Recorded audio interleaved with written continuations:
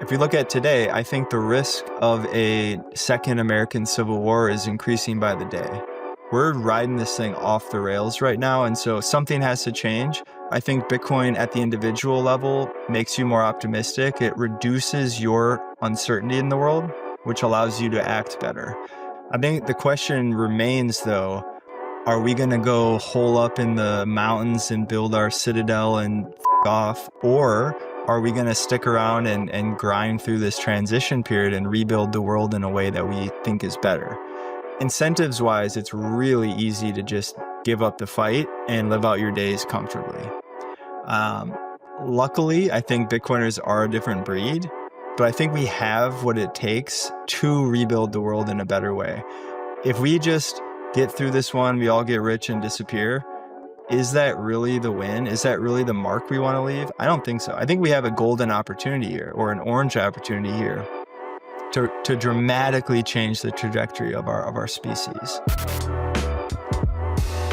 Brandon, man, good to see you. It's been a little while since you've been on the show. You've not been on the new show yet. You're kind of our fourth turning pundit. I think this is the fourth turning of fourth turning shows. So welcome back, man.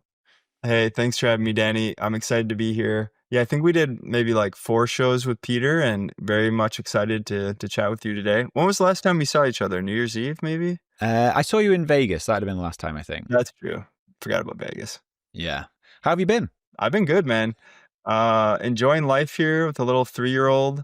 It's starting to become fall here in the Midwest, which is my favorite time of year. So lots of camping, lots of outdoor stuff. And yeah, life is good. Last chance to do something before it completely freezes.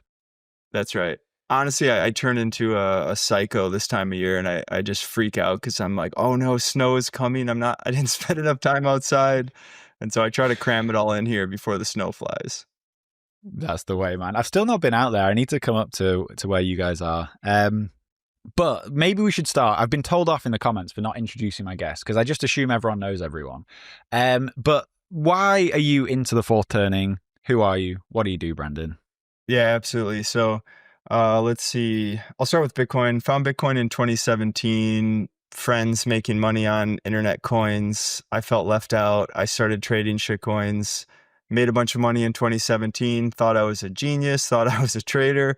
And then in 2018, I quickly realized how lucky I was. And I watched the number go back down.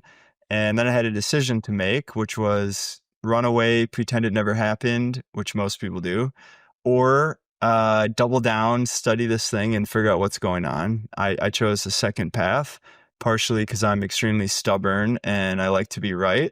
And so in this case, that served me well. And then I spent the first half of 2018 reading all the books, doing all the podcasts, teaching myself economics from the ground up through an Austrian lens. And then it all sort of crystallized there. I was living in Bali at the time with my girlfriend, now wife, going to meetups all the time, really just sprinting down the rabbit hole. And one of the meetups, a guy gave a presentation showing the Lightning Network, like the topographical map of the nodes in 2018, which there were very few. And I have a history in mycology, which is studying fungi, totally as an amateur, no formal training. But for like 15 years, I've been foraging, learning about mushroom ecology, growing them, all that kind of stuff, cooking with them. And what I saw with that topographical map of the Lightning Network was something resembling a mycelial network, which is the primary form that a mushroom takes.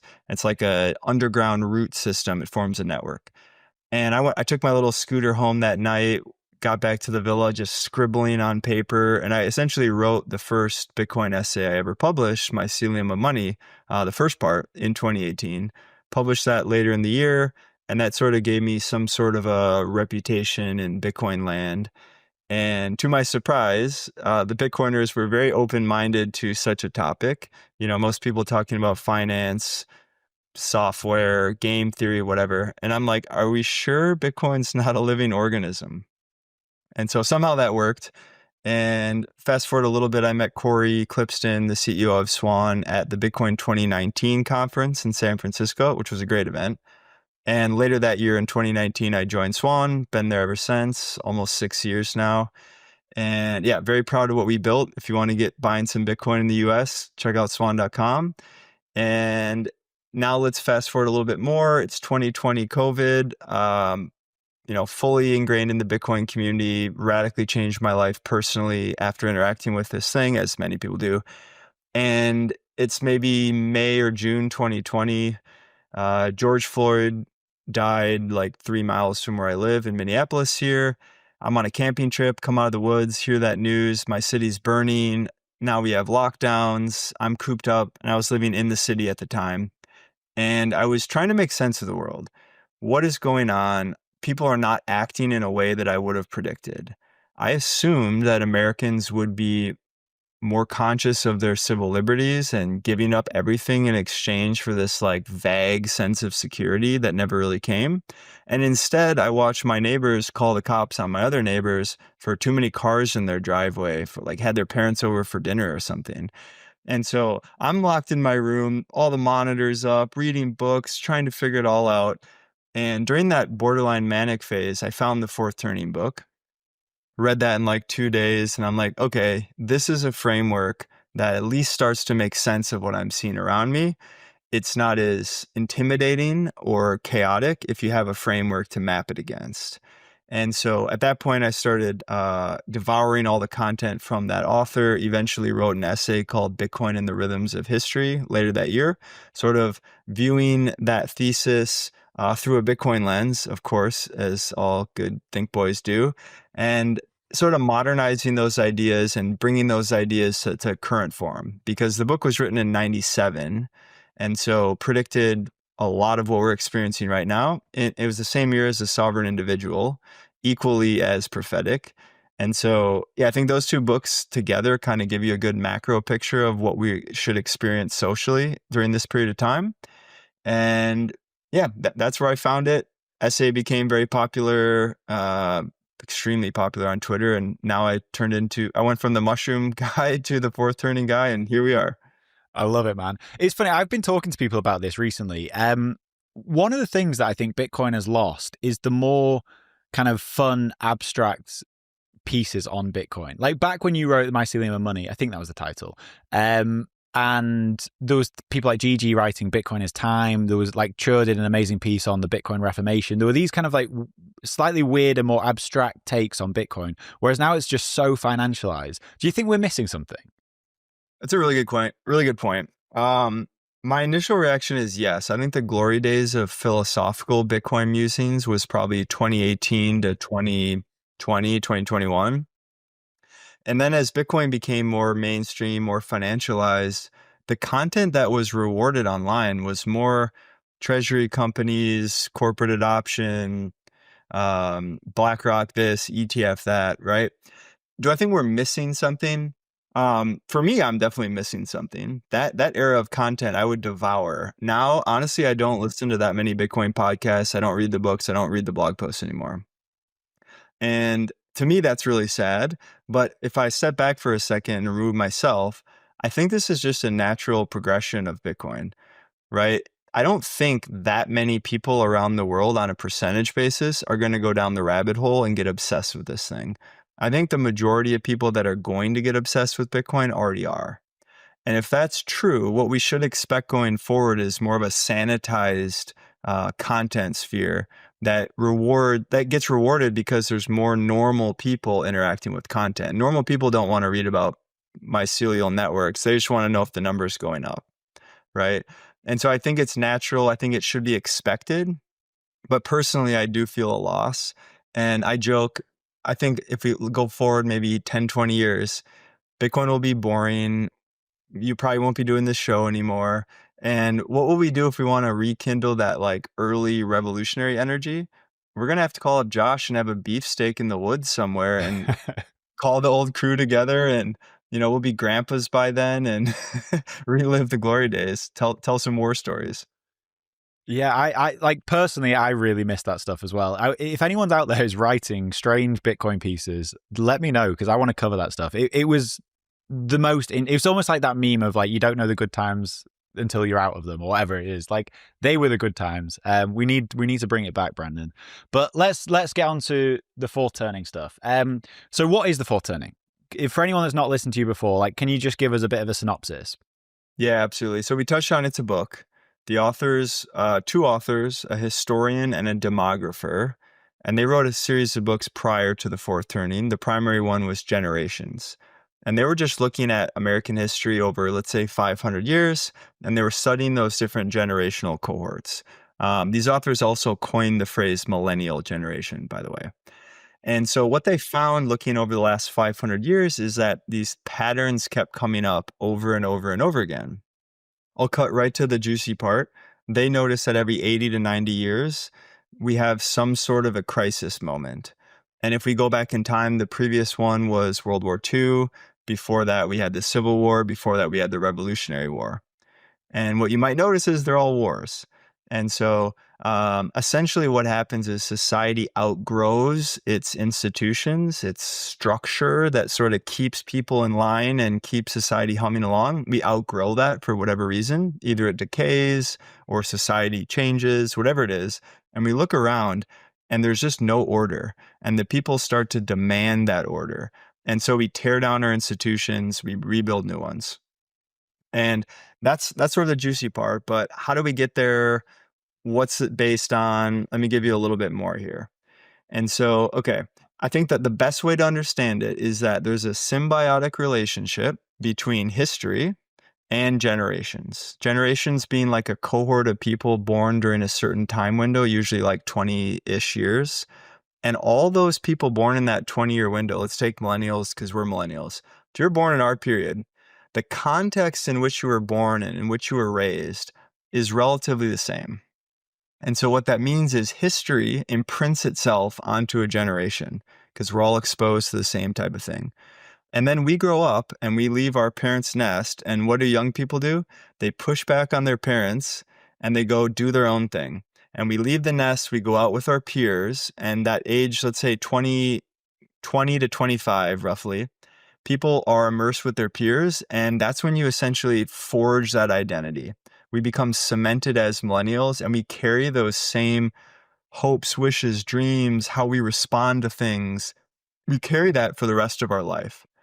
And we also exit the childhood stage, we go to early adult stage. That's very different. Then we go to middle age and we start running things, and then we become elders and we pass the wisdom on, right? So what the authors notice is that there's 4 archetypes, and those 4 archetypes go in a repeating pattern. So hero, artist, prophet, nomad, on repeat. And depending on which age each archetype is, so if the hero is young adult and the prophet's an elder, et cetera, the constellation of those archetypes creates a mood. And that mood will be used in this theory to predict how society will respond to events.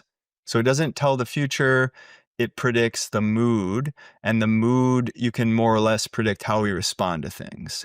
And so again, based on the constellation of archetypes, let's say we're in the third turning, right? In that 80 to 90 year window, there's 4 turnings, 4 quadrants, whatever you want to call it. In the third turning in the early 1900s, the Germans sank one of our American ships. And what do? We said, oh, that's bad, and whatever. Next day, turn on the game, move on. Okay, fast forward to the fourth turning, Pearl Harbor, Japanese bomb Pearl Harbor. How do we respond to a similar catalyst? The next day, total war, right? So different turnings, different moods, different responses to a similar catalyst. And so that's just one way you can kind of look at this kind of stuff. And again, going back to the symbiosis, history creates the generation, that generation grows up and creates history. And that's just on repeat. Bitcoin is absolutely ripping, and in every bull market, there's always a new wave of investors, and with it, a flood of new companies, new products, and new promises. But if you've been around long enough, you've seen how this story ends for a lot of them. Some cut corners, take risks with your money, or just disappear. That's why when it comes to buying Bitcoin, the only exchange I recommend is River. They deeply care about doing things right for their clients and are built to last with security and transparency at their core. With River, you have peace of mind knowing all their Bitcoin is held in multi-sig cold storage, and it's the only Bitcoin-only exchange in the US with proof of reserves. There really is no better place to buy Bitcoin, so to open an account today, head over to river.com/WBD and earn up to $100 in Bitcoin when you buy. That's river.com/WBD. What if you could lower your tax bill and stack Bitcoin at the same time? Well, by mining Bitcoin with Blockware, you can. New tax guidelines from the Big Beautiful Bill allow American miners to write off 100% of the cost of their mining hardware in a single tax year. That's right, 100% write off. If you have 100k in capital gains or income, you can purchase 100k of miners and offset it entirely. Blockware's mining as a service enables you to start mining Bitcoin right now without lifting a finger. Blockware handles everything from securing the miners to sourcing low-cost power to configuring the mining pool. They do it all. You get to stack Bitcoin at a discount every single day while also saving big come tax season. Get started today by going to mining.blockwaresolutions.com/WBD, and for every hosted miner purchased, you get 1 week of free hosting and electricity. Of course, none of this is tax advice. Speak with Blockware to learn more at mining.blockwaresolutions.com/WBD. This episode is brought to you by the massive legends Iron, the largest Nasdaq-listed Bitcoin miner using 100% renewable energy. Iron are not just powering the Bitcoin network, they're also providing cutting-edge computing resources for AI, all backed by renewable energy. We've been working with their founders, Dan and Will, for quite some time now and have been really impressed with their values, especially their commitment to local communities and sustainable computing power. So whether you're interested in mining Bitcoin or harnessing AI compute power, Iron is setting the standard. Visit iron.com to learn more, which is IREN.com. So of those 4 categories, what are the attributes of each of those 4 turnings, those 4 generations? First, before we go into each one, the way those different archetypes come in a repeating pattern is because of the history. So when are you born? Let's take the young people now. They're born during a crisis period. These are the artists. What happens in a crisis period? They watch their parents lose their house. They went through COVID lockdown, lost 2 years of school. They're seeing all the social unrest, the political violence. There's no stability in the world, and they feel that. And so that type of context creates the artist generation. Artist archetypes are inward. They're not very social. They're very creative. They don't work in teams. They're very individual. And so that's how they're raised. And that's more or less how they are for the rest of their life. If we go back one to the millennials, which are the hero archetype, that's us, we were born in a period of, in a third turning. And a third turning is defined as essentially deregulation, increasing violence, but economics are still pretty strong. And so essentially day-to-day life is good, but we're gutting all the things that keep society going. And so in that type of environment, we're essentially underparented. Or sorry, we're overparented. And that's also just a response from the period before the second turning when all the kids are underparented. And so what you see is these pendulums swing back and forth. But back to millennials. Millennials, we're all special snowflakes. We're all unique. We got 7th place ribbons at the track and field day, baby on board stickers, mothers against drunk driving, right? It's all this thing. We got to foster the kids. We got to overinvest in them. So we grow up and we're team players. We expect all our work to be valuable and meaningful. And we're relatively good in the workplace, but we're nothing like the generation before us, which is the Gen X's, which are the nomads. When I think of like my childhood, so I was born in like the early 90s, and I know there's always sort of rose-tinted glasses and nostalgia when you look back, but that like early period, everything seemed pretty great. But then you have sort of the attacks in 9/11, then there's like the Patriot Act that comes off the back of that, the start of mass surveillance, and then 2008, which I know is sort of the start, or what you think of the start of the 4th turning. So in that 3rd turning, is it the world moving from something that works really well to the beginnings of seeing the sort of crisis? Yeah, exactly. So again, in the 3rd turning, we deregulate and we start removing scaffolding in society, like Glass-Steagall, letting Wall Street go crazy, bailouts, etc. And so, yeah, that world goes like, it's starting to break down. And then the transition period is when humans look around and we say, uh-oh, society's going off the rails and there's no institutions to keep us in order. And it's sort of defined by lack of trust in institutions. And you can go look at polling from all the main polling companies, and they're showing historic lows of trust in institutions. They're showing a separation in the left and the right larger than we've ever polled. They're showing political violence being justified, especially on the left. And so these are all the climate you would expect in a 4th turning. Yeah, I mean, you don't even need to go to the polls. You can just feel it. Like you see it every day. You can feel that sort of divide in society is obviously there. Okay, before we get into that, because I do want to get into what's happening in this fourth cycle. Let's go back. So we had nomads and artists to go through.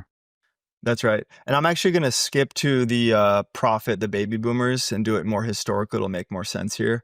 So the baby boomers, they were born in a time when life is great. Okay, baby boom. That's right on the post World War II era. So World War II, we're all fighting. Things are crazy. Then we're done with World War II, and everyone has a collective sigh of relief, and we go back to normalcy. We're fatigued. What does that mean? We raise kids in the most boring environment imaginable. This is white picket fences, leave it to beaver. This is like Pax Americana, that kind of thing. And predictably, what do the boomers do when they grow up? They push back on their parents and they create the second turning energy, which is the civil rights movement, the psychedelic 60s, all that kind of stuff, sex, drugs, and rock and roll, right? Polar opposite of the first turning, because those young people came of age and they push back.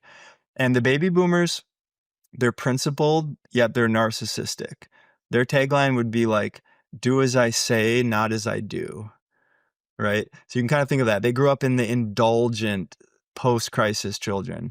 And then you get into the Gen Xers, right? They're the kids of these hippies. What do? They don't want to really be parents. They had kids, but they underparent the next generation, the Gen Xers. So those kids grew up on their own. This would be movies like Terminator, The Goonies, stuff like that, right? Where the young kid is on his own. He has to figure it out and acts larger than his age. They're like coming of age tales for young kids. That's like the most Gen X vibe. And they grow up and they become practical and yet entirely unfeeling. And so this would be Elon Musk. This would be Peter Thiel, things like that. Individual, practical kind of folks, right? They don't care about political correctness. They don't care if everyone gets rich as long as they get rich themselves, right? Where the millennials are more like, I'm fine sacrificing and as long as the greater good, dramatically different, right? And then back to the millennials, which are born in the third turning. So I think that's all four there. But it's really about the context that shapes the kids. That's what forges that archetype. And that's why it repeats. So is this a sort of America-specific phenomenon? Because I don't imagine, just to pick another country, like India are going through the exact same cycles at the same time. Yeah, it's a good question. So the authors focus only on the US. However, recent talks with Neil Howe, we've done a couple of podcasts together and I consume everything he does. His perspective is that this is the first global fourth turning. And I think that makes sense. So post World War II, what do? Okay, let me back up for a second. The previous fourth turning, 1929 to 1945, global stock market collapse, Great Depression, FDR takes power. FDR does all this crazy stuff that's never really happened before. Deficit spending, Social Security, unemployment insurance, NATO, World Bank, IMF, Bretton Woods, obviously World War II, right? So we essentially recreated all the institutions that we've been living under since the end of World War II. Is it global or not? So after World War II, those institutions are pretty global, right? Reparations against Germany, rebuild Europe, financial system based on the US, Bretton Woods, but that's global. World Trade, WTO, NATO, those are all global organizations. And what we're seeing now in present times is that populism on the left and populism on the right is exploding all over the world. We're having similar crises, overthrow the thing, crazy new election, can't believe it. That's happening everywhere. And so in a global trade world, and obviously China entering the WTO, those type of things really, really pull us into a global world. We saw this during COVID when supply chain disruption in one area causes all these issues all around the world. And so I think we're firmly in a global fourth turning. I don't know what that means in terms of like what's going to happen because of that. All I know is that everyone is in a more volatile state. And so if our peer or competitor nations are more volatile, their backs against the wall, they're going to be willing to do more crazy things. And so I would say that adds more chaos to the pot here. I guess volatility is a good way of looking at this in terms of like fourth turning being obviously the highest volatility, first being the lowest. So it's the interesting thing you said there, though, is like all those institutions and ideals that came out of the previous first turning, things like the IMF, deficit spending, social security, are all the things that are unraveling today. Is that the way that it always goes? Pretty much. Yeah. Is it inertia? Is it, you know, organizations just get corrupted over time? Like, I think most of those organizations and other people that spoke on this had good intentions, especially Gladstein. They had good intentions at first, but then they sort of lost their mission. Their mission's no longer relevant. So people capture the org and use it for their own benefit. And then all of a sudden it's a shell of what it once was. I think that's part of it. I think with Social Security, that was a really good story to tell for about 80 years, right? It said, hey, listen, you can go back to work. You can trust the social contract of the United States because worst case scenario, when you're old, we'll get you covered. Oh, you're worried about bank runs? Don't worry. We have FDIC insurance. Don't worry about this. We got you covered, right? So you make a lot of promises when your back's against the wall. It doesn't matter if those promises will eventually break because you got us through the last cycle. And so I think a little bit of decay naturally, a little bit of over promising to get yourself out of trouble, and then eventually the bills due. And I think one more layer here that makes this important is that every fourth turning, we notice easy money coming back on the table. And so, yeah, fourth turnings are when we print money, when the long-term debt problem comes due, et cetera, et cetera. So both of those two frameworks, I think together is the best way to see this world. It's like an emergent social phenomenon with the fourth turning generational theory. And then the macro picture with the long-term debt cycle coming due, again, adds more volatility, less room for error. And that's obviously what we're experiencing now. And in terms of the money printer turning on at the end of the fourth turning, like the very easy answer to that is there's a war, so we need to print money. Correct. And we're going to get into that because all the previous fourth turnings have ended in war. I'm curious to think to know if you think this one will. But like, let's start with why we're in the fourth turning and when it started. So was 2008 the catalyst that started the fourth turning? That's right. Yeah, it's a perfect parallel with 1929. So 2008 very firmly marks the transition. That's also Obama, right? So if you look at political slogans between third and fourth turning, that sort of shows the mood. In the third turning, let's take the 90s. Problems were starting to appear. And what did politicians do? They got elected by minimizing the problems and saying, no, everything's fine. I got this. The problems are no big deal. Then you transition in '08, obviously global financial crisis, but all the political slogans switched immediately. They switched to hope and change, make America great again, right? These are capturing the political energy saying everything's messed up and I'm your guy to fix it. And so it started in '08. We've been firmly in it since. I expect we'll wrap up in 3 to 7 years, something like that. And unfortunately, I don't think we've hit the crisis yet. I think we're ramping up. I would love to believe we hit the crisis, but I really don't think we have. The crisis would be defined as something large enough to mobilize people to go in a certain direction. War is a great mobilizer. The barbarians are at the gate. Print the money. Grab the spears. We're all defending our freedom or our lives or whatever. And so we need a catalyst sufficiently large enough to mobilize the people. We've had a total hot war. We've had proper civil war in the US, and the Revolutionary War was actually kind of a hybrid. And so most of the fighting was actually US versus US, loyalists versus patriots, less than like the British coming over. And so it was kind of a hybrid one. If you look at today, and I don't know if we want to go into climaxes now, but if we look at today, I think the risk of a second American Civil War is increasing by the day. I think if I had to choose, this would be the least attractive option as someone who lives in the US. And before people say, hey, we're not going to have another civil war, first of all, it won't be anything like the first Civil War. It will feel more like splinter cells, political terrorists. I'm just going to pick some groups. Antifa versus the Proud Boys. They carry out these missions and both sides believe they're justified. Well, if Trump is actually Hitler, then I should probably do something about it.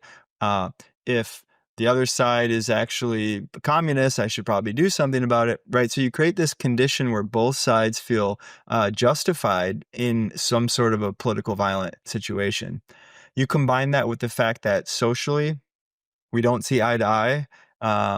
There's really two parties. There's not one country anymore. The left and the right have different language, different facts, different sources, different everything. And so in that world, it's very easy to demonize the other because they're nothing like you. And I feel this in my personal life. Social groups have changed. And if you're in, let's say, mixed company, you kind of have to like feel out the room a little bit, and you drop these little lines to see, are we aligned on this issue or not? You can just pick a current event, say the current event, and based on the reactions in the room, you know exactly how people stand on most political issues. And I think cancel culture is also a symptom here, because in a fourth turning, collectively we realize that we got to work together to solve the problem. And that means making sacrifices to essentially survive. And so if you're not with us, you're against us. So we cancel each other. The left eats the left because they're not left enough, right? That's crazy. If you were trying to win an election, you wouldn't want to eat your own. You'd want to allow them to be part of the group and have a big tent and win. But instead, we cancel people in our own for that same existential feeling deep inside. I don't think people are conscious of this. I think this is a society-wide mood situation we're experiencing. It's funny that you say you have to like get a temperature check whenever you're talking to someone about any of this stuff, because I do the exact same thing. And that's one of the reasons I love hanging out with Bitcoiners, because you can kind of skip that because you know that there's like a shared set of values before you even talk to someone. But one of the things that I'm unsure about is like, if to move from the fourth turning to the first turning, you kind of need to coalesce people and get people working together again in some sense to rebuild. Like, how do you do that now? Because one of the things that I've been thinking a lot about is kind of the loss of monoculture. I don't think monoculture exists anymore. Like when we grew up, everyone would watch like Friends or The Simpsons and consume the same media, and you'd watch the news at 6 p.m. and whether it was right or wrong and they were trying to sell you a narrative or not, everyone was fed the same information. But now everyone lives in entirely different worlds. Like you live in the algorithm that is provided to you. And so like you can go home and my neighbor will consume entirely different content to me. They'll get entirely different information. And so where's the like cohesiveness going to come from? Great question. I think it depends what the ultimate catalyst is. I think the easy one is if we have an external conflict, let's say with China, that's pretty easy to rally the people and let's go solve a bigger problem, put our differences away for a little bit. But I fear that if we have ramping up political violence in the US, both sides are just going to dig their heels in and accelerate this thing. And in that type of environment, I don't see a world where we put our differences behind us. I see a world where we exhaust ourselves through conflict and we just are so sick of it, we just give up the fight. Whereas both sides don't budge. It's only getting worse. And somehow, some way, we just give up because we're exhausted and we want to go back to normalcy. That's the Civil War path. I think another path, let's say optimistically, is let's say the conflict's abroad and we essentially redo global trade. We sort of bring back manufacturing here. We deglobalize. We reinvest in the middle class. We make housing affordable. We make student loans for people who can't pay them go away. Whatever basket of things to help out the little guy today, the young people today, I think that could essentially lower the tension, right? If half the population in the U.S. wasn't on the poverty line, essentially, they wouldn't be so desperate. They wouldn't have to care about national politics as much because their day-to-day life is a lot better. But right now, young people have no hope. They feel like the social contract's broken. And so it's natural to lash out there and to feel a little bit hopeless. And if young people are hopeless, that causes a lot of problems. Their neofrontal cortex isn't developed. They do crazy things. Obviously, we have a pharmaceutical issue, a mental health issue, all kinds of social issues that contribute here. And so the short answer is, depending on the catalyst, I could see that cohesion going different ways. And there is a world where there's no cohesion. And instead, we rally in two groups and we fight it out until we're exhausted.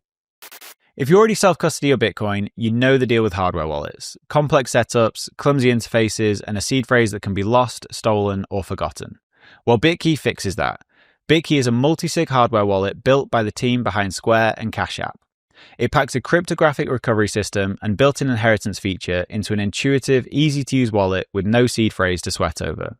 It's simple, secure self-custody without the stress, and Time named Bitkey one of the best inventions of 2024. Get 20% off at bitkey.world when you use code WBD.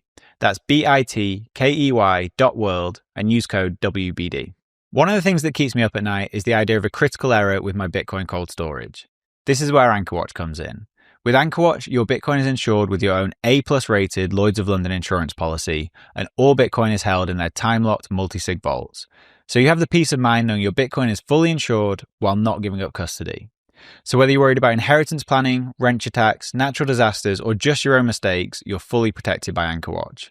Rates for fully insured custody start as low as 0.55% and are available for individual and commercial customers located in the US.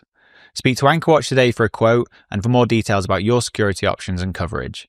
Visit anchorwatch.com today. That is anchorwatch.com. Do you wish you could access cash without selling your Bitcoin? Well, Ledden makes that possible. Ledden are the global leader in Bitcoin-backed lending, and since 2018, they've issued over $9 billion in loans with a perfect record of protecting client assets.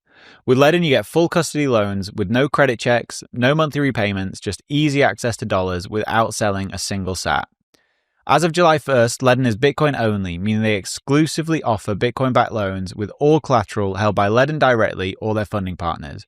Your Bitcoin is never lent out to generate interest. I recently took out a loan with Ledden and the whole process couldn't have been easier. It took me less than 15 minutes to go through the application, and in just a few hours I had the dollars in my account. It was super smooth. So if you need cash but you don't want to sell Bitcoin, head over to ledden.io/WBD and you'll get 0.25% off your first loan. That's ledn.io/WBD. Do you think that sort of growing nihilism, the sort of medicated youth is all part of basically broken money? And is that where Bitcoin can fit into the next first turning? It's a good question. I think it's a big part of it. I think if young people had a Bitcoin stash, they watched it go up a little bit, that radically shifts your perspective on the future because you found something that gets you out of the troubles you're in. And so, yeah, if you look around at Bitcoiners versus Gen Pop, okay, Bitcoiners are way more optimistic about the future. They don't have to get caught up in the political drama of the day, even though we play there too, but we don't have the need. It doesn't feel existential because your future feels secure.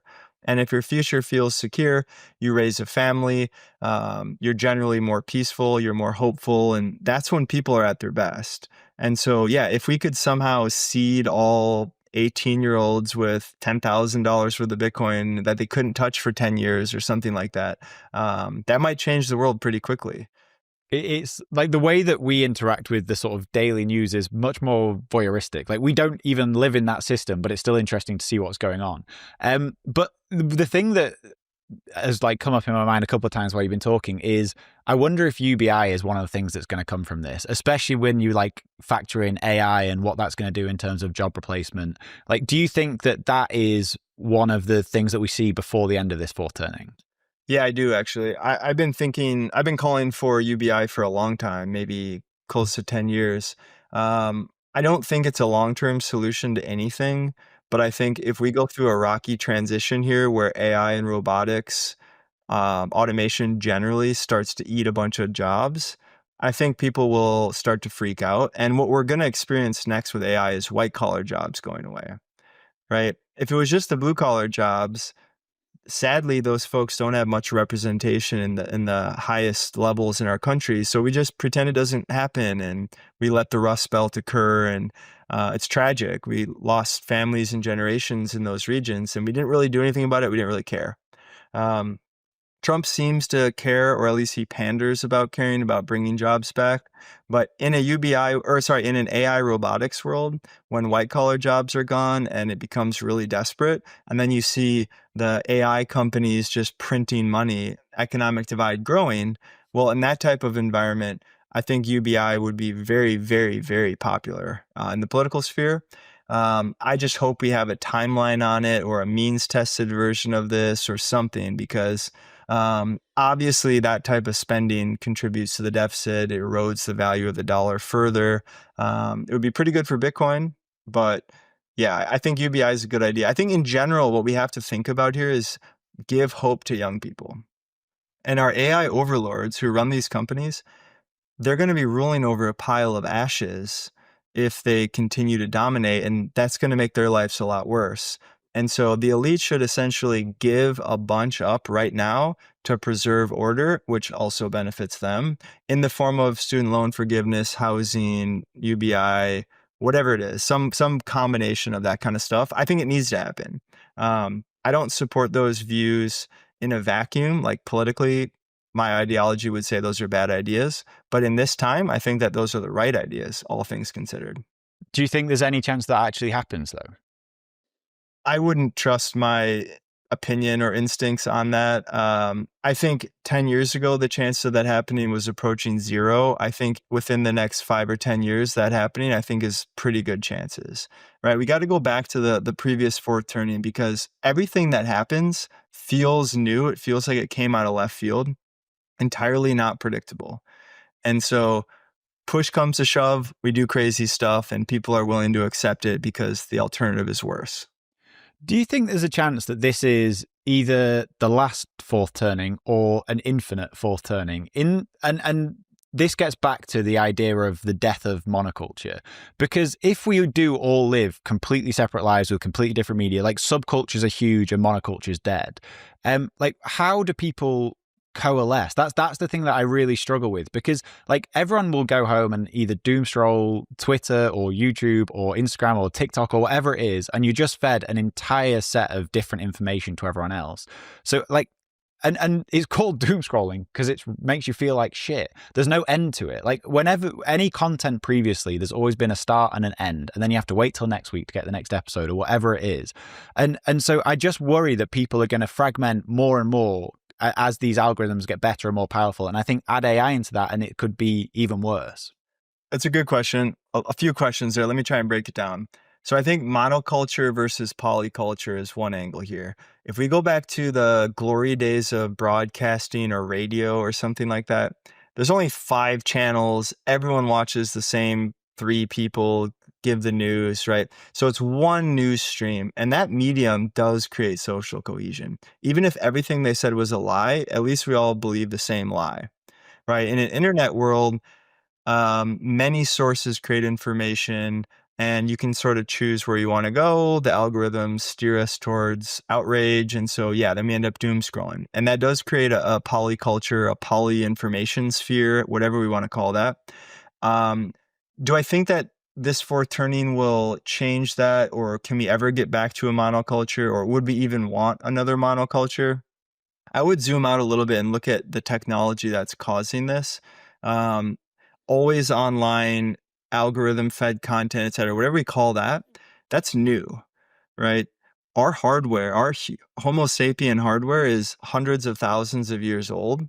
And in 1 or 2 generations, we went from like payphones to supercomputers in our pocket. And which is just dopamine hits constantly. Yes. It's hard for our bodies to handle this. And what I'm trying to say is that we haven't integrated these new technologies into our lives in a way where we really understand them. We don't use them responsibly. We went in guns blazing, and now we're starting to notice the problems. And so over time, I do expect a backlash towards that. And I expect humans to eventually properly integrate the technology we have now. But where this gets tricky is, okay, great. In 20 years, we figured out how to deal with social media, but what's coming out in 20 years and how are we going to deal with that? And so it's kind of like we're always late to integrating things, and there's never any problem because technology is exponential. We keep on going. And so I think, do we ever become monoculture? I think the answer is no. I also think that that's okay, but that also comes with some consequences, right? So if we never go monoculture again, it's going to be really hard to maintain cohesion in a country like the US. Extremely diverse, regional differences, different migration patterns, different religions, political views.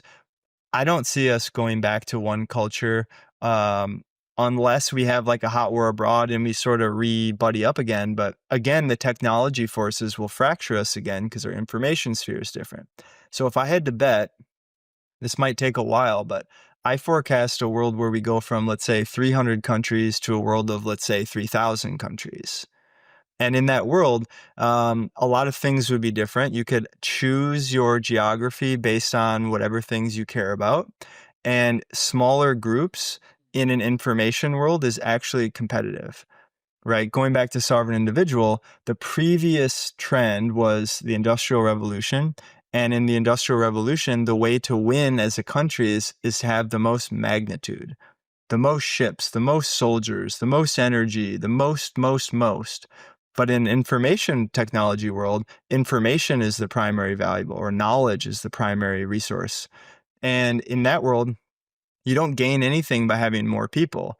You gain things by having the best people, the most productive people, right? You also pair that with asymmetric warfare, right? We could have a small little island country with high-tech automated defense systems where you could be small, you pay your military tax, and the automated drones keep you safe, or whatever it is. And so I also think it ties into Bitcoin mining sort of colonizing energy assets in the middle of nowhere. And if you can go build a nuclear plant in the middle of nowhere, okay, great. Now you have energy. You funded the energy by Bitcoin mining. If there's cheap energy, you'll bring industry. If industry's there, you bring people. So similar to how Balaji sees this like startup society, these little pop-up geographies, pop-up little countries sort of things popping up all over. I think that makes a lot of sense. And, I think going back to money, in an industrial age world, gold is money. And so the first thing the military does is they go to the vault and they take all the gold. In a Bitcoin world, there's no Bitcoin to seize in the vault, right? So you can defend yourself against that. So the economic incentive for violence goes down a little bit. It doesn't mean war goes away. There's a lot of complex reasons for war, but at least the incentive for squashing these small territories reduces. And I think that could be a better world, to be honest. I think the US attempted such a thing with 50 states. And so there's also a world where we go back to a more of a federalist model in the US, which would probably be my preference. Give way more power to the state and totally gut the Fed. Then you can move around and choose the values that you care about.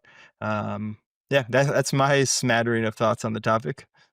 Yeah, no, I agree, though. I think that's the most likely outcome from this. Because one of the things that you're seeing super clearly in the UK at the moment is there's massive social unrest. It's all kind of being blamed on immigration. And don't get me wrong, like just tons of illegal immigration is not going to be good for a country. But I do feel like there's obviously the money side of it, where if people feel impoverished, feel like they're not being looked after, then they're going to get angry. But I do think part of it, again, comes back to like the nostalgia for shared culture. Like, what does it mean to be British, or what does it mean to be American? I think that's been totally lost because there is no shared culture anymore. Like, everyone lives in their own world. And then, like, if you're feeling poor and you don't feel like aligned with the people that you live amongst, blaming immigrants is like the easy scapegoat.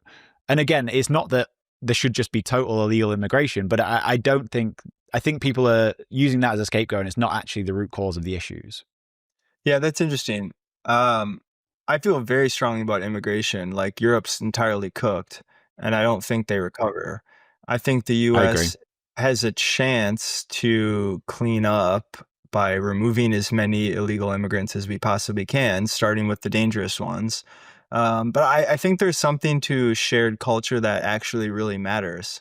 If we don't have some sort of shared culture, you don't feel like a country, in which case you don't care about your country, your national pride goes down. And that's not a good way to run a country, right? The glory days of any state is when the whole country shares the identity and they march together, right? You can't go to space, you can't go to the moon if you don't have everybody working together. You can't have an industrial revolution where people aren't aligned, right? Like, that is how countries are effective, is when you mobilize people to a common goal. And so I think it is also an easy scapegoat, to your point. I think there's good. I don't think it's just an easy scapegoat, though. I think when you bring in crime and you bring in um, competitive nature around housing, right? If you had 20 million people bidding up housing in the U.S. and 10 people all chip in on one house, then some like single family can't afford the houses, right? It's more complex than that. But point being is easy scapegoat, and there's truth to the social consequences of immigration.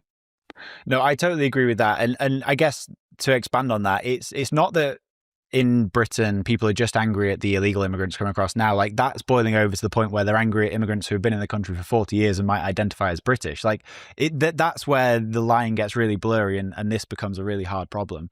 But it's everything that you're saying there kind of leads to war, in the sense that when, like in the previous first turning, after World War II, Britain was obviously rocked by World War II. There was the Blitz, and it was a really shit time for a long time. Like, there was rations, everyone was having to like band together and try and like step up and rebuild Britain. And so there was that like shared culture of like, get through this. I think it's where like the keep calm and carry on phrase comes from. And then in America, that was like the birth of the American dream. And again, everyone was together on this one big idea. And so is the only real outcome from this full turning war? Probably. I think all fourth turnings ended in total war, and all total wars have occurred in a fourth turning. And it doesn't mean for sure, but if I'm betting, yeah, that's where I'm betting. Um, I think that the social climate feeds into it. I think the debt feeds into it. I think declining America, rising China. It's not that simple, but that story plays into it. I think in general, we just have a lot of things ramping up to say social institutions are decrepit. Pain is felt all over the world from multiple variables. If people feel hopeless and their day-to-day sucks, it pushes people to violence. And I also think if the U.S. Continues its path, let's say accelerating political violence, why wouldn't a competitive country like China say, hey, the U.S. is pretty preoccupied internally. Why don't we go take Taiwan? Why don't we get in the Middle East and secure our energy interests, right? And so I could see a world where the U.S. starts getting worse, and then it turns into a hot war abroad. I think that's, if I had to pick one, I think that's probably the most likely outcome. But I don't expect a World War II type battle with soldiers, tanks, ships, etc. I expect something more like a Cold War 2.0, which you could say we're even in now. This would be defined by things like plausible deniability. I hacked your energy grid and took down the grid. I cyber attacked your whatever and released the thing. I stole your government's Bitcoin. Economic war, trade war, all these sort of like hit and run cyber guerrilla type tactics where both sides can pretend that they're innocent, but in reality, they're fighting just more covertly. Maybe we just need the aliens to turn up, Brandon. I don't know if you've seen the clip from, I think it's Reagan and Gorbachev during the first Cold War. And Reagan says to him, if like, I can't remember exactly how he phrased it, but he's like, if the aliens come, are you on our side? And he's like, of course. So we just need them to turn up, and that'll coalesce everyone. That's an incredible quote. Yeah. I mean, I definitely didn't say the quote word for word, but it's something like that. President Reagan suddenly said to me, "Oh, what would you do if the United States were attacked by someone from outer space? Would you help us?" I said, "No doubt about it." He said, "We too." So we've done all the depressing shit. We've got 3 to 5 years of maybe crisis, war, complete volatility. What comes next? And maybe on top of what comes next, what makes it through the fourth turning? Yeah, so I would say we're ramping into a climax period. We'll experience the climax. It will suck, but it will be over. It will not last forever. And before we get into resolution, fourth turnings are necessary. These aren't all bad, right? Like society does need to change. we're riding this thing off the rails right now. And so something has to change. I wish it wouldn't be war. And I wish we wouldn't make the next 100 years of institutional decisions in a period of a crisis. I wish we would make those decisions methodically, but humans are humans, and we act last minute, and we don't change until there's pain. And so we're going through it. And if you're going through hell, keep on going. There's nothing else to do. Protect yours, protect your family. We'll get through this, right? When we know that it's over, the mood will shift to something like exhaustion. You'll be less political energy. There will be more, okay, I gave up the fight. I'm going to become a farmer. I'm going to raise a family, just like general temperature going way down. And in order to do that, what we need is order. We need strong institutions. You could call that order. And so we have a debt problem. We have a social problem. We have geopolitical issues rising. We have immigration, a whole bunch of issues. And on the other side of that, most of those things will be behind us, but it's not going to be like a hard line in the sand, right? 08's pretty easy to find the transition, but it's usually only easy to define the transition in hindsight. And so I don't think it will be like, okay, first turning starts today, we're good to go. But on the other hand, if we have a hot war and there's a ceasefire and then we do reparations at the end of that, then that would probably be the end of the thing. But in order to get through it, strong institutions, number one. Number two, what are we going to do with the debt? Those two are both crucial to solve. And to pull Bitcoin in at roughly the 1 hour mark, I think Bitcoin plays a role here. And I think Bitcoin, properly understood, is a new type of institution. It is a global, digital, fair, central bank type system that anyone can use. And in a world with lots of debt and no trust in the banking institution or any other institution, we can outsource our trust to this Bitcoin protocol. It handles the money side, it handles the debt side. And if economically there's a little more tailwinds for the masses, all the political energy dies down, right? So like, honestly, if economics were better, I think we would be totally fine right now. And I think we would move past most of the differences we have. And so that's the thing I'm looking for. I think Bitcoin at the individual level makes you more optimistic. It reduces your uncertainty in the world, which allows you to act better. And that's true at the company level. That's true at the nation state level. That's true at any level you look. Owning some Bitcoin gives you more security about your future, less volatility. And so what we want to see is global Bitcoin adoption growing faster than political uncertainty or political violence growing. I think that'd be one thing to watch.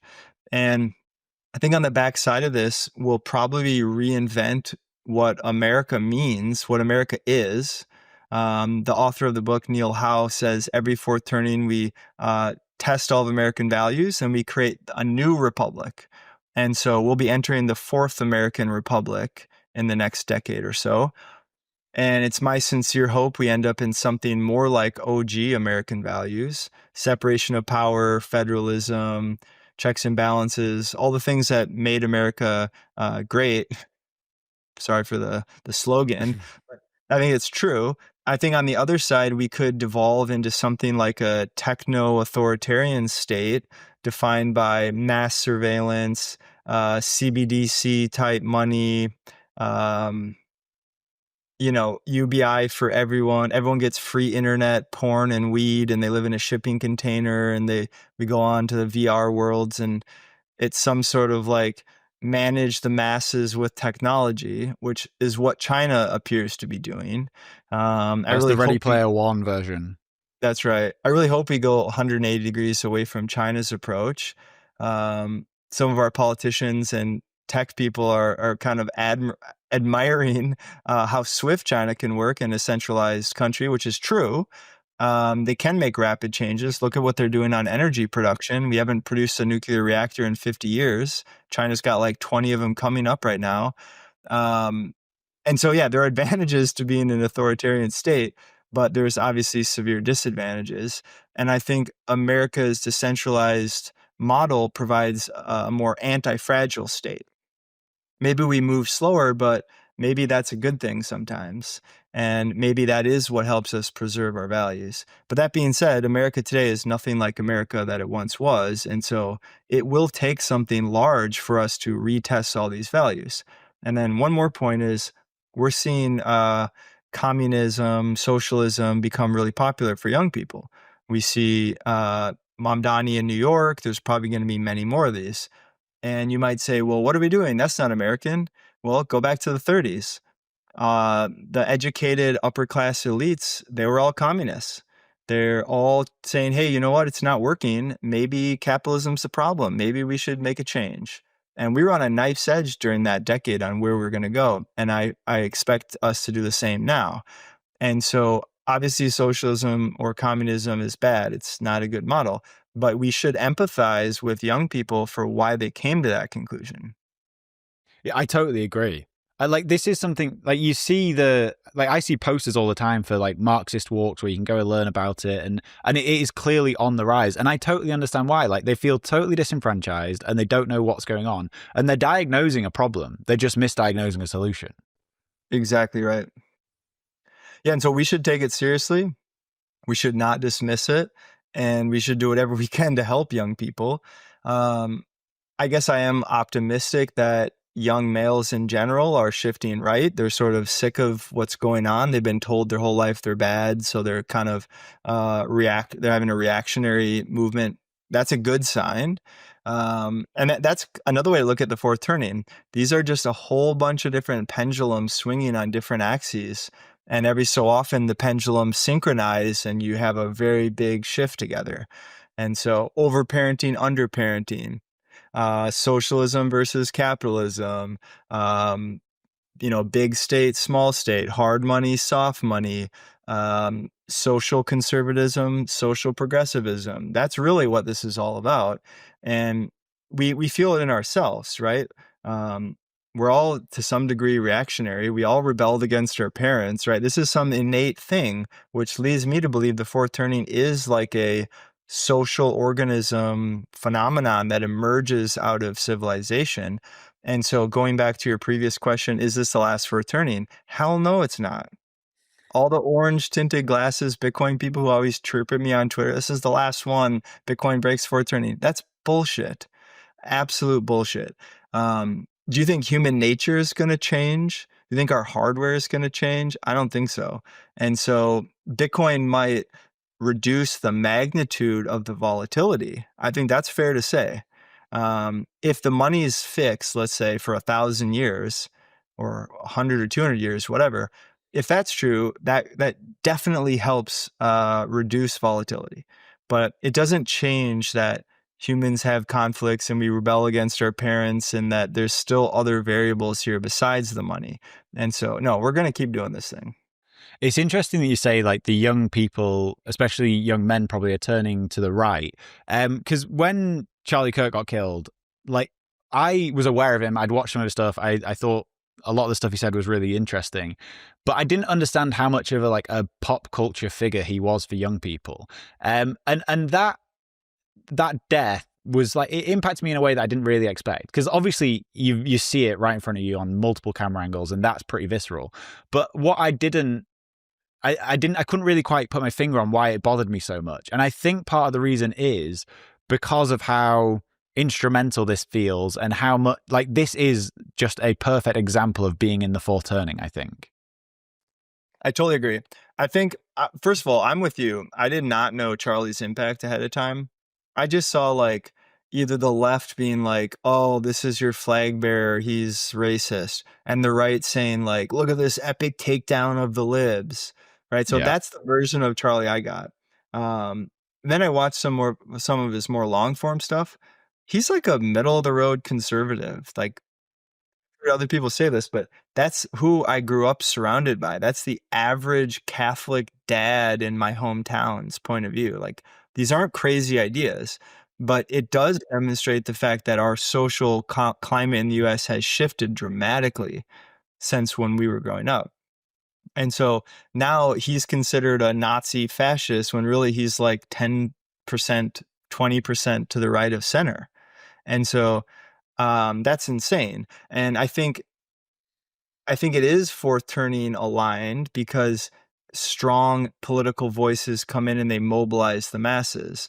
And it's what else is interesting is it's mobilizing young men to be more conservative and more family oriented, God, family, etc. Um, it's wild to me that that's popular for young people. I've never experienced when I grew up that none of that stuff was popular for young people. At best, it would be neutral. Young people wanted to do more crazy stuff, and now young people are like, "Give me the straight and narrow." I think that's pretty wild.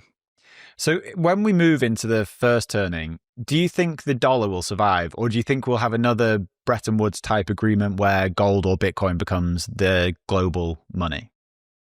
Yeah, I think that there's almost no chance the dollar survives as it's currently set up. But I don't think of it as much as dollar. I think about it as we have to reset the debt somehow. And I think that US treasuries won't be the reserve asset of the world anymore. And so I think the dollar can survive as long as we deglobalize and treasuries aren't the standard and we fix the debt. And so I think Bitcoin plays that role nicely. Bitcoin's the new treasury reserve asset for the world. It's neutral. You can settle trade with China using a neutral currency. I think that makes sense. And in that world, somehow we figure out the debt, but I don't think that means the dollar goes away. And I don't think fiat currencies go away anytime soon in a fully Bitcoin adopted world. I don't think that's going to happen because there's a lot of power in having a local currency and governments aren't going to give that up. But they could give up the treasury reserve part of the puzzle, which essentially means America cannot be the world police anymore because we can't sanction our enemies. And so maybe that's bad for imperial America, but that's a good thing for middle class America. And that's for sure a good thing for our adversary countries abroad. And so I'm envisioning Bitcoin everywhere on the balance sheet. That is the new gold for central banks. And I envision individuals in various countries doing their best to save in Bitcoin, but I'm not going to be surprised if we're still spending dollars, pesos, shekels, Aussie, kangaroo bucks, whatever you guys call them over there. I think those will stick around, and I think that's totally fine. By the way, that's your checking account, and Bitcoin's your savings account. And if you need to make transactions that you don't want your overlords to spy on, then you use Bitcoin privately, or you use some new technology to eCash, whatever. I think that's an okay outcome here. The real issue is getting money out of the central bank, getting the printer away from the consolidated groups of power. That's the win. I don't need to buy self-sovereign coffee. I don't need to only pay in Bitcoin. I don't need Bitcoin to be the only currency. I think that's like we're already 90% there, and we could fight for 1,000 years to get the last 10%. I don't even know if it'd be worth it. But I do think the interesting thing will be like what Bitcoiners do, because the shift in Bitcoiners are going to be the new financial elite at some point in the future. Like it will be people that we're friends with that are reshaping the way the world works, and it'll be really interesting to see how the values that we think Bitcoiners hold actually play out in the real world, and how that does impact kind of everyone's life, society. Yeah, I think that's a good point. Strong agree. Bitcoiners are the new capital allocators. I think the question remains, though, are we going to go hole up in the mountains and build our citadel and fuck off? Or are we going to stick around and grind through this transition period and rebuild the world in a way that we think is better? I think that's yet to be seen. I think it's clear that, I should say, incentives-wise, it's really easy to just give up the fight and live out your days comfortably. Luckily, I think Bitcoiners are a different breed, and not all Bitcoiners, but I think we have what it takes, at least some percentage of the Bitcoiners around now, to rebuild the world in a better way. And I think American Hodl has a few good takes on this. He's very strong on this one. And I agree. Like, if we just get through this one, we all get rich and disappear, is that really the win? Is that really the mark we want to leave? I don't think so. I think we have a golden opportunity here, or an orange opportunity here, to dramatically change the trajectory of our species. And I think missing this opportunity would be a really big shame. And I feel the same way about taking money out of central banks. If we don't do it right now, well, right now meaning like the next 20, 30 years. If we don't do it right now, we'll probably never do it. And so that has to be goal number one. And I think when we've sufficiently won, it's not just the money. There's problems everywhere. And so if we go back to the American industrialists who, quote, built America, they put libraries everywhere. They built research. They built universities, etc. And it's our turn to do that kind of stuff too. And so I think education is going to need an entire overhaul. I see Bitcoiners playing a role there. I see like self-sovereignty, grow your own food, whatever we call that basket of stuff. I think that's going to be popular in any fourth turning. But I think if we transition to like peacetime and you trust your neighbors again, I think those skills all of a sudden become worth less. And so I think I view it as like practically, you want to be a prepper, but you want to stay practical. You don't want to move your family in the middle of nowhere and ride out the worst thing ever. You want to have 1 foot in the matrix and 1 foot out of the matrix, because we don't know how bad it's going to get. And you don't want to sacrifice a decade because of the worst case scenario fear. And so I'm on team like have a backup plan, but also, stay connected to the world. I think it's easy to get in like a doomer point of view here, especially coming from a Bitcoin lens. You realize that they lied about the money, they lied about the schools and the healthcare, and everything's a lie. So let's just throw it all out. But that's also wrong, right? Most of the things in society are there for a reason, and it's usually a larger reason than we think, right? It's easy to throw the baby out the bathwater, essentially, and that's not a good idea. And so, and that's also the tension between conservatism and progressivism. Though they each play an important role in society. This is true in a friend group. This is true in an organization. This is true in a country. All right. If you're in a company, the progressive people's role, usually younger people, is to say, hey, this all sucks. Let's try a new way. And the conservative people are saying, yeah, well, you don't know what you're trying to remove, and you should probably understand what you're trying to change before you just change, because every change comes with unintended consequences. And that tension is healthy. That tension is good.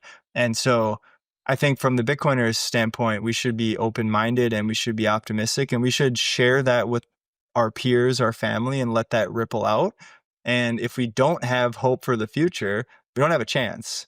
And so I think hope for the future is probably the lead domino, right? If you all of a sudden cancel most of the student debt and make housing affordable, you tell me that's not going to lower the tensions.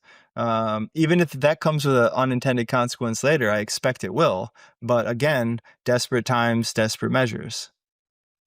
The reason that I think the incentives will align and Bitcoiners will make a meaningful impact is if the massive generalization, but if you try and put things that Bitcoiners care about more than Bitcoin, it's having a family and time. And I think those two things will lead to the incentive of build a better world for my kids to grow up in. That's what I hope. Like, Bitcoiners do need to do stuff, and you don't want to do stuff too early. Accumulate as much capital as you can, have family, but at some point there comes a time where you have to then rebuild. Absolutely. And let's also be vain for a second here. Humans care about legacy, right? If you have your basic stuff figured out, the next thing is legacy, right? Elon Musk goes to Mars, Jeff Bezos goes to space and gets a new girlfriend or wife or whatever. Bitcoiners are going to do the same thing, right? We care about the fraternity of Bitcoin people in our era. And I fully expect a time when Bitcoin has won and the American hodls and whatever personalities are flaunting their impact. And that's going to inspire other people to, give back and build real things. And that's a positive force. Even if the motivations individually are somewhat selfish, the positive externality there is we do build a better world. In the same way that the billionaires pressure each other to give up 99% of their wealth or whatever, Bitcoiners are going to do the same thing. And I'm here for it. Brandon, this has been amazing. Is there anything that we've not covered that you think we should? I think the only thing that comes to mind is another framework to help it make sense is supply and demand of order. And I have a really nice graphic on the essay originally. I don't know if you want to pop it up or not, but I can pull it up. Yeah. I think if you could remember one thing, I think this is probably the most valuable thing to take away. I'm going to pull it up on the article on my end too. Yeah, there it is. Shout out to the people on Twitter who critiqued the curves. You were right, but this was just a crude version, and then I had Nick Ward build it for me. Shout out, Nick. Okay, let's look at this now. First turning, what do we have? Supply and demand for order are high. Okay, what is order? Order is strong institutions that kind of keeps society going. Demand of order is like people want stronger institutions. Supply of order is we have strong institutions, right? So the first turning at the end of a war, we have a high supply of order because we just rebuilt the world, and high demand because we're exhausted from the chaos, right? Then as we transition to the second turning, the demand for order goes down because young people who are raised in a high order society push back. And then they're like, we don't want this. We want sex, drugs, and rock and roll. So then you have the delta between supply of order still being high, but the demand is low. That's the condition for creating an awakening. An awakening is a religious thing, or civil rights, or the hippies. All previous religious movements happen in the second turning. So essentially the midway point of that 80, 90-year cycle is a religious movement. You can go back to the Quakers and the whatevers going back in time. It always happens then. Then in the third turning, we're essentially deregulating. And what does that do? The supply of order goes down. We're removing the order, removing the institutions. So now we hit rock bottom for supply and demand of order. That's when crime goes up. That's when we start to sow the seeds of the crisis in the third turning. Then in the fourth turning, what happens? Our institutions start failing, so supply stays low, but we look around and we say, we actually need these institutions. And so the demand skyrockets. And again, the delta between the supply and demand is where you have change, and that defines the crisis period. We're done fighting, supply of order goes up because we rebuild, and we're back to the beginning. So on this chart, at the end of the fourth turning, the gap between supply and demand of orders, the highest it gets. And then by the start of the first turning, they are basically equal with high demand and high supply. So that gap, I assume this is why you think fourth turnings end in war, because that gap has to close very quickly. Yeah, exactly. The gap has to close quickly. And so if I redid this chart, which I should do, the supply of order should start ticking up at the end of the fourth turning, and the peak should actually be like midway in the first turning or something like that. Because this should be a graph that goes continuously, and I didn't effectively do that, so that's my bad. So we've got a few more years of chaos before life gets good again. Is that right? That's the TLDR. Yeah, but I mean, honestly, life is good right now. I think what we should do to wrap up here is do not let the macro affect the micro. Okay. Go raise a family, build real relationships, spend time with your loved ones, get physically fit, get smart, get healthy, and live your life right now. There's always going to be some chaos in the world, and we should not just hide in our bunkers for this period. We should be bright-eyed and bushy-tailed. And it doesn't mean you just ignorance is bliss, go about your ways. Like, you should take this part seriously. This is a serious time. This is the most serious time in anyone who's alive's life. And so take it seriously, become anti-fragile, get a second source of income, have a backup plan, maybe get another passport, save more than you earn. What happens if you lose your job, right? Like, play all those scenarios out and make sure that you survive this with your wealth intact, with your health intact, with your family intact. And yeah, eventually the chaos will subside, but we should be working on ourselves now, right? Most people aren't. Same with COVID. What happened during COVID? People hung out inside and they whined and they just like yelled on the internet. Well, guess what? When everyone else is stagnant, you could have built a company, you could have learned a language, you could have gotten jacked and healthy, you could have started a family. And so don't waste the time and use this opportunity, if you want to get ahead of your peers, because people are stagnant right now. So seize the cart. What a way to end the show, Brandon. I strongly co-sign that message. Before we close out, is there any way you want to send anyone to check out everything you do? Yeah, all the writing is at brandonquittem.com. The essays we mentioned here and some other ones, find me on Twitter at bquittem, B and then my last name. If you want to get started buying Bitcoin at Swan, swan.com to get started. You can buy in your personal account. You can buy in a retirement account. You can custody your Bitcoin in our 2 of 3 collaborative multi-sig product. Many more products down the line. I'm very proud of what we built. Shoot me a DM. My DMs are open. I love hearing from you guys. And as always, Danny, great catching up with you. Yeah, good to see you too, man. Thank you for this. Hopefully I'll see you again soon. But if not before Vegas, Vegas again. Definitely we'll see you there. Worst case scenario.